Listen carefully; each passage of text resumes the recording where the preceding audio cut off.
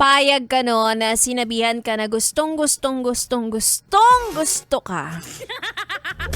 Pero hindi ka naman daw mahal. Olo. Grabe naman na, ano ba tawag sa ganon? Yung sasabihin sa'yo, alam mo, gusto talaga kita pero hindi talaga kita kayang mahalin.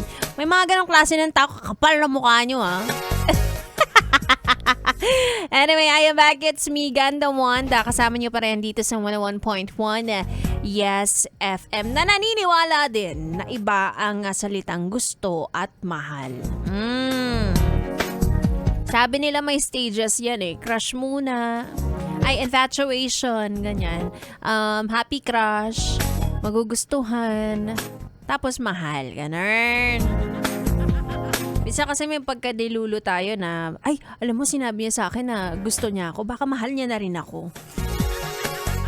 In reality, may mga taong magkaiba ang meaning nun. Spelling pa nga lang magkaiba na, meaning pa kaya, 'di ba? Kaya iwas-iwasan mo magpakadilulo hanggat hindi pa siya sure. Diba? Hanggat hindi sinasabi sa'yo diretso ang mga salitang, I love you. Huwag kang maniniwala. Huwag mong pangahawakan yung gusto na yan.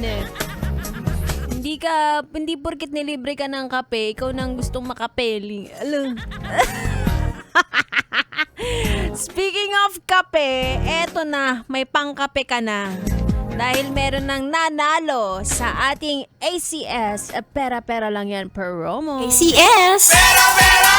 Pera-pera lang yan! ACS! Pera-pera! Pera-pera lang yan! ACS! Grabe naman ang Monday ng ating winner ngayong araw na ito. Sabi ko kanina mag-send kayo sa akin ng inyong picture na may emosyon na nagsasabing, we. Iba na medyo hindi naniniwala na naniniwala. Ganun. At eto na nga may nagwagi na. Grabe. Monday pa lang, paldong-paldo na siya. Kaya naman, congratulations to you, Jojo de los Santos!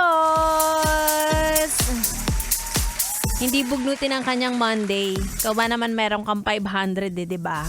Siya yung may pinaka-convincing na na na itsura.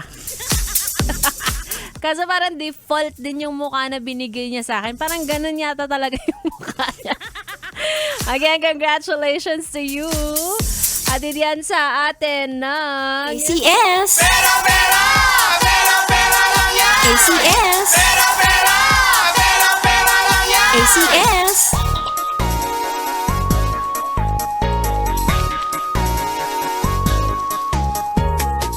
Diba? Basta ang mga masunure na bibiyayaan po yan. Kaya marunong kayong sumunod. Hindi lang sa akin, pero pati sa inyong mga jowa at sa inyong mga asawa. Mabibiyayaan kayo, promise. Marunong ka lang sumunod talaga. Diba? Gaya ni Jojo de los Santos. Oo. Talaga nag-send siya. Sabi ko sa inyo yung mga sumasali sa aming promo ha. For example, may ipapagawa kami. Isama nyo na po agad ang inyong valid ID at GCash number. Ha? Ito pinapahaba yung usapan Sa mga hindi pinalad ngayong araw na ito, huwag kayong mag-alala.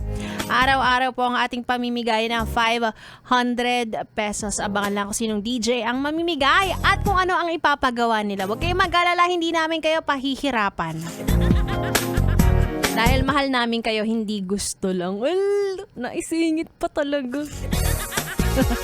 Tuloy muna natin ang ating tugtugan. Kasama niyo ako hanggang alas 9 ng gabi. Again, it's me, Ganda Wanda, dito lang sa 101.1 Yes FM Solid.